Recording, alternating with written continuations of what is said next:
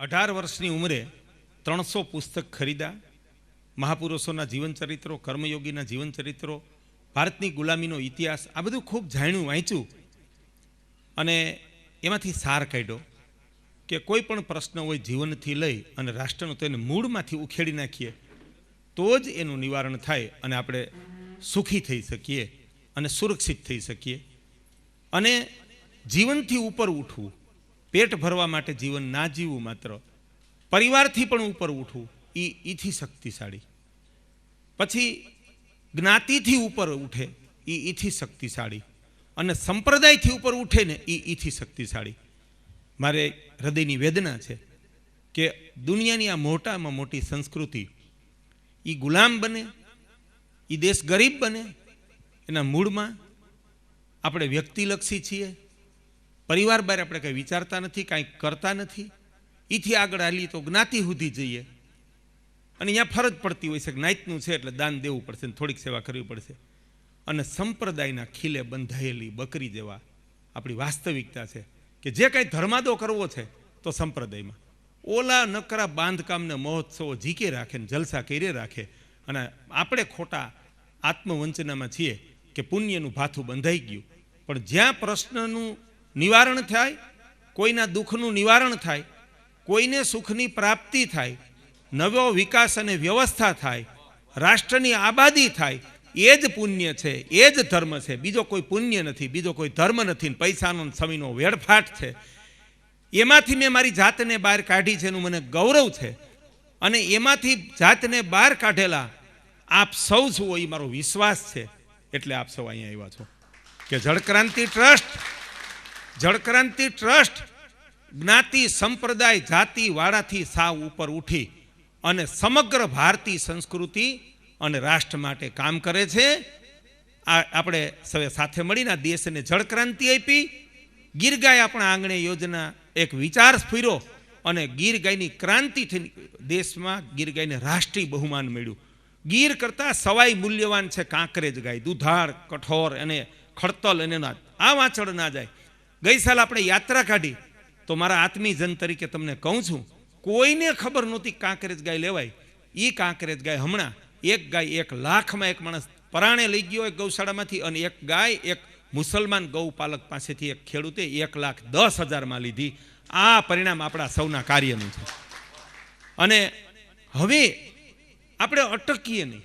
આખો દેશ જ્યારે જ્ઞાતિ સંપ્રદાયમાં અટવાયેલો છે તો આપણે તો સમગ્ર સંસ્કૃતિનો વિચાર કરીએ, આપણે તો રાષ્ટ્રનો વિચાર કરીએ. અને એના માટે હવેનું આપણું આગળનું પગલું છે, જે મારું 4-5 વર્ષનું સ્વપ્ન છે કે આદિવાસી ગામ ભેખડિયાને ઘરે ઘરે જે આદિવાસીઓને વિધર્મીઓ ધર્મ પરિવર્તન કરાવીને ખ્રિસ્તી બનાવે છે, એની સામે એ બધું જ જાણીને અભ્યાસ કરી અને એક આદિવાસી ગામ છે ગુજરાતની બોર્ડરે, રતન ભગતનું ભેખડિયા. ત્યાં હું અનેક વાર ગયો, 2-3 દિવસ રોકાઉં અને 40 ગાય આપણી સંસ્થા તરફથી 5 નંદી આપ્યા. અને આજે 1000ની વસ્તીનું ગામ એવું છે કે ગુજરાતમાં હજી કદાચ આપણા સૌરાષ્ટ્રમાં જ્યાં ગૌભક્ત તરીકે ઓળખાવી છે, ત્યાં ઘરે ઘરે ગાય નથી. ઘણાને ઘેરે ભેંસું છે, કાં જર્સી જનાવર છે. પણ આવો ભેખડિયા 100% ઘરે ગીર ગાય છે. અત્યારે 1000 માણસની વસ્તીમાં 200 થી 250 ગીર ગાય છે. જાતવાન નંદી છે. મારી જ ગાયોના નંદી આપ્યા છે. અને એથી વિશેષ મને ગૌરવ છે કે આજે આટલા સંપ્રદાયો, આટલી કથા, આટલા જ્ઞાનના બોધપાઠ પછી જે પ્રજાની, ખાસ કરીને પટેલ પ્રજાની 700 પેઢીએ દારૂ નહોતો જોયો ને, એની પ્રજા ગામે ગામ દારૂ પીતી થઈ ગઈ છે ને, ત્યાં કાળજું ચીરાઈ જાય છે કે ધર્મ અને સંસ્કૃતિ રહેશે જ નહીં. આપણે નહીં જાગીએ અને આ દૂષણને નહીં ડામીએ તો ધર્મ અને સંસ્કૃતિ આબાદી નહીં રહીએ. રાજના રાજ વૈયા ગયા તો આપણી શું હેસિયત છે. ત્યારે આવો ભેખડિયા આદિવાસીનું ગામ કે જ્યાં બહેનો પણ દારૂ પીતી, એ સહજતા હતી ને, એને બદલે સંપૂર્ણ દારૂ મુક્ત અને માવા ગુટખા મુક્ત ગામ બનાવી શક્યા છીએ આપણે. એ એટલું પ્રકૃતિ પ્રેમી ગામ છે, એટલું પ્રકૃતિ પ્રેમી ગામ છે કે શિક્ષિત માણસના ગામમાં વૃક્ષોનું જતન નથી થતું ને, એવું ત્યાં થાય છે. અને હૃદય રોગની મહા ઔષધ સફેદ અર્જુન સાદળનું ગામ છે કે સહજ રીતે આમ 15 ફૂટની ગોળાઈના અહીંયા સફેદ અર્જુનના વૃક્ષો ઊભા છે, એવું એ ગામ છે. એક મારી અંદરની ભાવના છે કે મારી દીકરીના લગ્નમાં મેં 1.25 લાખ રૂપિયા ભેખડિયાને જાહેર કરેલા. આ દીકરાના લગ્નમાં પણ રાષ્ટ્ર સેવા માટે 1 લાખ રૂપિયા આપ્યા. અત્યારે સંસ્થામાં બેલેન્સ છે. સૌજીભાઈ ધોળકિયા અમારી ફેક્ટરીના કાર્યક્રમમાં આવ્યા હતા અને 5 લાખ રૂપિયા એને એક ચેક ડેમ માટે આપ્યા છે. તો આ 7.25 લાખ રૂપિયા તો છે જ આપણી પાસે, એ આપણે ત્યાં વાપરવા છે. કે એ ગામમાં 25 ચેક ડેમ જો બનાવવામાં આવે, એ ગામમાંથી 10-12 વર્ષ પહેલાં સરકારના 20 લાખ રૂપિયા ખર્ચાણા અને 20 લીટર પણ પાણી ના વપરાણું, ત્યારે એ ભેખડિયામાં 25 ચેકડેમ જો આપણે બાંધશું તો આઝાદી પછી જે આદિવાસી ગામોમાં અબજો રૂપિયા વપરાણા છે, હજી એક ગામ પાણીવાળું કે સમસ્યા મુક્ત નથી થયું. ત્યારે આદિવાસી ગામ સંપૂર્ણ ગીરગાયનું ગામ, સંપૂર્ણ પ્રકૃતિનું ગામ, તમાકુ સહિતનું વ્યસનમુક્ત ગામ અને સંપૂર્ણ જળ સંપન્ન ગામ બને તો તમે વિચાર કરો કે આ દેશના 1.5 લાખ જેટલા આદિવાસી ગામોને અને 6.5 લાખ ગામોને કેવડી મોટી પ્રેરણા આપી શકીએ. આ એક સામાન્ય એક ધજા ચડાવીને એટલા ખર્ચમાં મિત્રો આ શક્ય છે. એક કથા કરી નાખી છે ને એટલા ખર્ચમાં આ કામ છે. આપણે આપણા અંતરાત્માને પૂછવાનું છે, અંતરનાદને જગાડવાનો છે કે જીવનને ધજા હારે બાંધવું છે, કથા હારે બાંધવું છે, મહોત્સવ હારે બાંધવું છે, પથરાવ હારે બાંધવું છે કે આ સંસ્કૃતિને દેશ હારે સત્કર્મો હારે બાંધવું છે. તો આપણે એ કામ કરીએ. અને આ કામ કરવું છે પછી ભારત યાત્રાએ જવું છે. 2.5 લાખ આપણા પુસ્તકો, આ સીડી કશ્યપના લગ્નમાં જે પ્રવચન આપ્યું એ વૈદિક લગ્ન સંસ્કાર, એની હિન્દી આજ રેકોર્ડ કરી નાખ્યું. એ સીડી પણ આખા ભારતના ગામે ગામ જશે.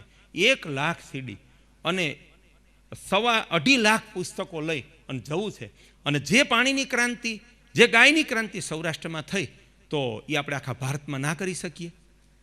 પરમદી બ્રાહ્મ મુહૂર્તે એક વિચાર આવ્યો કે કુરાન વાંચીને એક ઔરંગઝેબ જાગે છે અને એ એટલું ધર્મ પરિવર્તન કરાવે છે ને કે આ દેશના 3 ટુકડા થઈ જાય છે અને આજે દેશ રાષ્ટ્રીય સમસ્યાથી ઘેરાઈ જાય છે. તો આપણી સંસ્કૃતિમાં, આપણી વિચારધારામાં એવું બળ નથી કે આપણે 100 ઔરંગઝેબ જેવા માણસો ઊભા કરીએ. એક જ માણસ 100 ઔરંગઝેબ કરતાં પણ પ્રબળ થાય અને તો આપણે ભારતીય સંસ્કૃતિ માથે કંઈ પ્રશ્ન રહીએ ખરો? આપણા દેશ માથે પ્રશ્ન રહીએ. સવાલ આ છે, સવાલ સંપ્રદાયોનો નથી, સવાલ પથરા ખડકવાનો નથી, સવાલ મોટા ભવનો બાંધવાનો નથી. આપણે ગમે એવી કરોડની ગાડીમાં ફરશું ને એનાથી સંસ્કૃતિને દેશને કોઈ ફેર નહીં પડે.